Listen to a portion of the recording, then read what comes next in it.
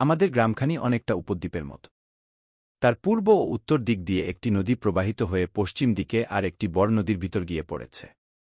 পৃথিবীর মাটির সঙ্গে আমাদের গ্রামের অবিচ্ছিন্ন যোগ আছে কেবল দক্ষিণ দিকে। কিন্তু সে যোগটুকু না থাকলেও আমরা হয়তো দুঃখিত হতুম না। আমাদের গ্রামের উত্তর প্রান্তে নদীর কিনারায় যে শ্মশান আছে এ অঞ্চলে তার চেয়ে বড় শ্মশান আর নেই, এবং সেই শ্মশানে শবদাহ করবার জন্যে দূর থেকেও লোক আসে ওই দক্ষিণ দিক দিয়ে। এখানে যে শ্মশানেশ্বর মহাদেব বিরাজ করছেন তিনি নাকি অত্যন্ত জাগ্রত দেবতা। যদিও তিনি যে নিদ্রাগত না হয়ে অহরহই জাগ্রত হয়ে আছেন এমন কোনো প্রমাণই আমরা পাইনি। কিন্তু অধিকাংশ লোক আছেন এখনও সেই কথাই বিশ্বাস করেন, অতএব দেবতার মহিমায় এখানকার শ্মশানটি পরিণত হয়েছে মহাশ্মশান। শবযাত্রীদের অস্বাভাবিক ও তীক্ষ্ণ কণ্ঠ থেকে ঘন ঘন হরিবোল ধ্বনি উঠে আমাদের গ্রামের আকাশ বাতাসকে মুখরিত করে তোলে যখন তখন। দিনের বেলায় সেই শোরগোল কোনো রকমে সহ্য করা যায়, কিন্তু নিস্তব্ধ গভীর রাত্রে সে চিৎকার অমানসিক হয়ে চতুর্দিকে সৃষ্টি করে কেমন একটা অসহনীয় অপার্থিব ভাব। ঘুমন্ত শিশুরা পর্যন্ত ভয় পেয়ে জেগে কোকিয়ে কেঁদে ওঠে। গ্রামখানি পুরোপুরি দ্বীপ হলে এসব ঝঞ্ঝাট পোয়াতে হতো না। পল্লীগ্রামের মহাশ্মশানের ভয়াবহতা বিভৎসতা কলকাতার বাসিন্দারা ধারণায়ও আনতে পারবেন না। কলকাতার শ্মশানগুলোকে তো বাহির থেকে দেখায় শৌখিন মানুষদের বসতবাড়ির মতো। এমনকি সেখানে অমাবস্যা রাত্রির অন্ধকার ঘুচিয়ে দেয় বহু ইলেকট্রিকের বাতি। কিন্তু পল্লীগ্রামের মহাশ্মশান বড় ভয়ানক ঠাঁই। নিঝুম রাতে সেখানে পদার্পণ করলে সর্বাঙ্গে জাগ্রত হবে বিভীষিকা রোমাঞ্চ। হলুদ বরণ চাঁদের পাণ্ডু আলো চারিদিকে প্রকাশ করে অস্পষ্টতার রহস্য, এবং তারই সঙ্গে দুটো একটা হ্যারিকেন লণ্ঠন টিম টিম করে জ্বলেও স্পষ্ট করে দেখতে পারে না কোনো কিছুই। বাতাসে বাতাসে জেগে ওঠে মরন্ত রোগীর নাভিশ্বাস। আর তাই শুনে চতুর্দিক থেকে কালো কালো দানবের মতো মস্ত গাছপালাগুলো শিউরে কেঁদে ওঠে। থেকে থেকে ভেসে আসে সেই আওয়াজ। গাছের ডালে সামান্য পাখির ডাকও তখন প্রেতের হুঙ্কার। এমনকি নিতান্ত শ্মশানযাত্রীরাও চলে বেড়ায় অপচ্ছায়ার মতো। অন্ধকারে চিতার আগুন লকলক করে ওঠে পিশাচের রক্ত জিহ্বার মতো।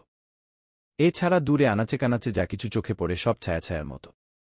সেখানে হয়তো আতপোড়া দেহের অংশবিশেষ নিয়ে মারামারি টানাটানি ছেঁড়াছিড়ি করছে শৃগাল কুকুরের দল। ভেসে আসা তাদের চিৎকারে কেঁপে ওঠে বুক। তারও পরে আরও দূরে যেখানে যেতে নারাজ হয় মানুষের দৃষ্টি, মনে সন্দেহ জাগে, সেখানেও ছায়ার মতো কারা যেন চলাফেরা করে বেড়াচ্ছে। পার্থিব জগতে ঠাঁই না থাকলেও তারা পৃথিবীর মাটি ত্যাগ করতে রাজি নয়। কখনো অন্ধকার আকাশে ডানা মেলে রক্তচোষা ভ্যাম্পায়ারের মতো উড়ে বেড়ায় বাদুড়ের দল। মনে হয় এখনই হয়তো ঝাঁপিয়ে পড়বে গলার উপর। অভিধানের শ্মশানের আর এক নাম তাই প্রেতভূমি। এ নাম মিথ্যা নয়। পল্লীগ্রামের শ্মশান দেখলে প্রেতভূমি ছাড়া আর কিছুই মনে হয় না। এমনি এক শ্মশান থেকে প্রায় 60 মাইল দূরে আমরা বাস করি। আমাদের বাড়ি হচ্ছে গ্রামের শেষ বাড়ি। তারপর একটা মাঠ আর ছোট জঙ্গল। তারপরেই নদীর ধারে শ্মশান। কৃষ্ণপক্ষের কালো রাতের জন্য আসর ছেড়ে মিলিয়ে গেল সন্ধ্যার ঝাপসা আলো। সেদিন কি বিষম গুম। বাতাসের দম যেন একেবারে বন্ধ হয়ে গিয়েছে, নড়ছে না গাছের একটা পাতা পর্যন্ত। ঘরের ভেতরে টেকা দায়। বাড়ির বাইরে রোজাকে এসে বসলুম এবং হাত পা ছড়িয়ে ভালো করে বসতে না বসতেই শুনলুম বহুকণ্ঠের চিৎকার ও বল হরি হরি বল। বল হরি হরি বল। বল হরি হরি বল। জিল্লিমুখর উত্তপ্ত অন্ধকার রাত্রে এই মৃত্যুধ্বনি মনের মধ্যে জাগিয়ে তুল অশান্তি। একটু তফাতে আমার বাড়ির সামনে দিয়েই শ্মশানে যাবার রাস্তা। কিন্তু চারিদিকে এত অন্ধকার যে শবযাত্রীদের কারুকেই দেখতে পেলুম না। কেবল শোনা যেতে লাগল হরিনামের সেই শব্দময় বিভীষিকা। ক্রমে তা ক্ষীণতর হয়ে একেবারে থেমে গেল। বুঝলুম শ্মশানে পৌঁছেছে শবযাত্রীরা।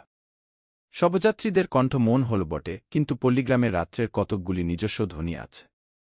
থেকে থেকে গাছের পাতাদের ফিসফাস, হঠাৎ জেগে ওঠা পাখিদের ডানা ঝাড়া, গাছের তলায় শুকনো পাতাদের ভিতরে সরসর শব্দ তুলে হয়তো চলে যায় কোনো সাপ বা সরীসৃপ, হয়তো ডেকে ওঠে কর্কশ স্বরে একটা কি দুটো তক্ষক, কিংবা শোনা যায় শৃগালস বা স্বল্পস্থায়ী হট্টগোল, এবং এইসবের উপরেও সর্বক্ষণ জেগে থাকে জিজিজিজিয়া করে ঝিঝি পোকাদের একটানা আর্তনাদ। বেশ খানিকক্ষণ একলা বসে শুনলাম সেই রাত্রির ধ্বনি। তারপর চোখের পাতা জড়িয়ে আসতে লাগল তন্দ্রার আমেজে। উঠি উঠি করছি, হঠাৎ যেন অন্ধকার ফুরেই একেবারে আমার সম্মুখে এসে দাঁড়াল একটা সুদীর্ঘ ছায়ামূর্তি।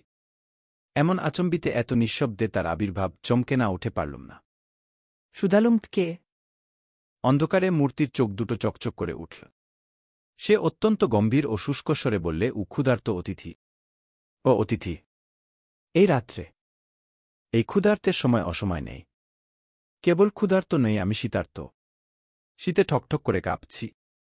আগে বাড়ির ভিতরে একটু আশ্রয় দিন, বাইরে আর দাঁড়াতে পারছি না। মহাবিস্ময়ে বলে উঠলুম, বলেন কি মশাই, আপনার শীত করছে আর এদিকে দারুণ গুমটে সিদ্ধ হয়ে আমরা যেতে বসেছি। সে যেন কাঁপতে কাঁপতে বললে, এ বিশ্বাস হচ্ছে না আমার কথায়, তাহলে এই দেখুন। কই আপনার হাত কই? আমার একখানা হাত বাড়িয়ে দিলুম। সেও হাত বাড়িয়ে ধরলে আমার হাতখানা। কিন্তু পরমুহূর্তেই আমি শিউরে উঠে তাড়াতাড়ি নিজের হাতখানা টেনে নিলুম। কি অসম্ভব ঠান্ডা তার হাত, ঠিক যেন জমাট বরফ দিয়ে গড়া।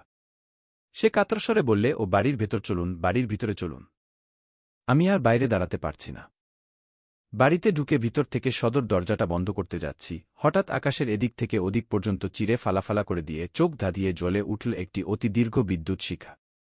তারপরেই বজ্রের গর্জন। ইতিমধ্যে কখন যে অন্ধকার আকাশ ভরে পুঞ্জীভূত হয়ে উঠেছে মেঘের পর মেঘের দল, সেটা একেবারেই নজরে আসেনি। বোধহয় বৃষ্টি নামতে দেরি নেই। বৈঠকখানায় প্রবেশ করে টেবল ল্যাম্পটা উসকে দিলুম।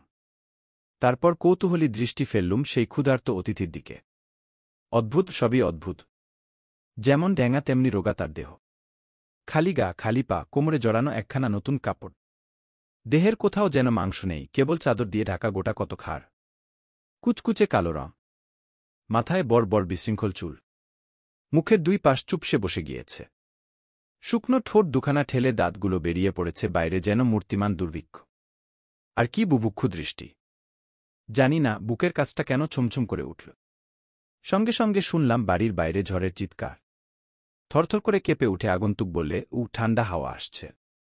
জানালা বন্ধ করে দিন, জানালা বন্ধ করে দিন। জানালাগুলো বন্ধ করে ফিরে দাঁড়িয়ে বললুম, মহাশয়ের কি কোনো ট্যামো হয়েছিল? ব্যামো? হ্যাঁ, হয়েছিল বই কি। শক্ত ব্যামো। সুবিধে পেয়ে শত্রুরা আমাকে জমের বাড়িতে পাঠাতে চেয়েছিল। তাই তো আমি তাদের ফাঁকি দিয়ে পালিয়ে এসেছি। শত্রু? শত্রু আবার কারা? ও জ্ঞাতিশত্রু মশাই, জ্ঞাতিশত্রু। তাছাড়া আবার জমের বাড়িতে পাঠাতে চাইবে কে? আপনার কথা আমি ভালো করে বুঝতে পারছি না। তারা কি আপনাকে খুন করতে চেয়েছিল? এ বেশি কথা বলবার শক্তি আমার নেই। শুনছেন না, ঝড়ের সঙ্গে আবার বৃষ্টি নামল। পৃথিবী এখনই ভাসবে, শীত আরও বাড়বে। আমি শীতার্ত, আমি ক্ষুধার্ত। কি খিদে পেয়েছে, আমি ক্ষুধার্ত। কিছু খেতে দিন মশাই, আগে কিছু খেতে দিন। বললুম, এত রাত্রে বাড়ির সকলেরই খাওয়া দাওয়া হয়ে গেছে। তবু চেষ্টা করে দেখছি, একটু অপেক্ষা করুন। কিন্তু বেশি কিছু দিতে পার বলে মনে হয় না। যা পারেন তাই দিন। ও শত্রুরা না খাইয়ে মারবে বলে কতদিন আমাকে কিছু খেতে দেয়নি, কতদিন আমি উপোস করে আছি। বাড়ির ভিতরে গিয়ে কোনোরকমে সংগ্রহ করলুম কিছু ভাতও, কিছু তরকারি, খান 3 রুটি, 2টি সন্দেশ ও 4টি নারকেল নাড়ু। থালার উপরে তাই সাজিয়ে নিয়ে ফিরে গেলুম বৈঠকখানা।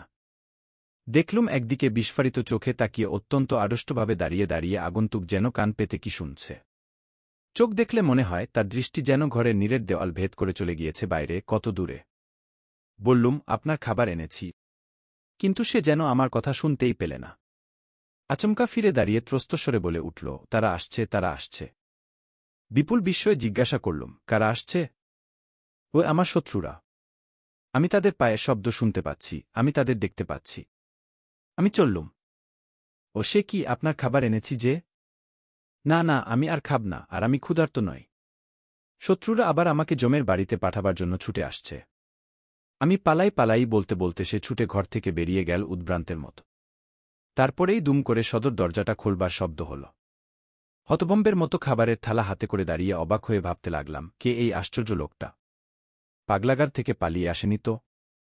সদর দরজার কপাট দুখানা ঝোড়ো হাওয়ায় দুমদাম করে একবার বন্ধ হচ্ছে, একবার খুলে যাচ্ছে। তখন পৃথিবীর আর সব শব্দ একেবারে স্তব্ধ হয়ে গিয়েছে ঝড় বৃষ্টির দাপটে। দরজাটা আবার বন্ধ করে দেবার জন্য এগিয়ে যাচ্ছি, আচম্বিতে দেখি 6-7 জন লোক সবেগে দৌড়ে এসে হুডমুট করে বাড়ির ভিতর ঢুকে পড়। হ্যারিকেন লণ্ঠনটা তুলে সবিস্ময়ে জিজ্ঞাসা করলুম, কে? তাদের একজন বললে, আমরা শ্মশান থেকে পালিয়ে আসছি। পালিয়ে আসছেন? কেন? এমন দুর্যোগে শ্মশানে কোনো মানুষ তিষ্ঠতে পারে? ছুটতে ছুটতে এই পর্যন্ত এসে আপনার বাড়ির আলো দেখে এইখানেই ঢুকে পড়েছি। তাহলে আপনাদের শবদাহ শেষ হয়েছে। না মশাই, না। আমাদের কপাল আজ বড়ই মন্দ। শ্মশানে সব রেখে পাশের জঙ্গলে কাঠ কাটতে গিয়েছিল। কিন্তু ফিরে এসে দেখি খাটের উপর থেকে মড়া অদৃশ্য হয়েছে। আশ্চর্য ব্যাপার মশাই, আজব কাণ্ড।